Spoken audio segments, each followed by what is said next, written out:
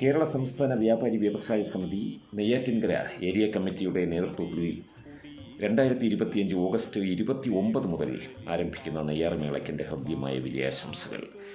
ഏതിരവിൻ നീലിമയിൽ നീറി നിന്നു നീ, ഏതിരുട്ടിൻ കൊടുമുടിയിൽ കുടിയിരുന്നു നീ, വേങ്കുഴലിൽ പാട്ടെരിഞ്ഞ പാതിരാവത്ത് ഒറ്റമുകിൽ പോലെ നിന്നതേതു കിനാവോ, എന്നെ മാത്രം തേടി വന്നതേതു നിലാവോ.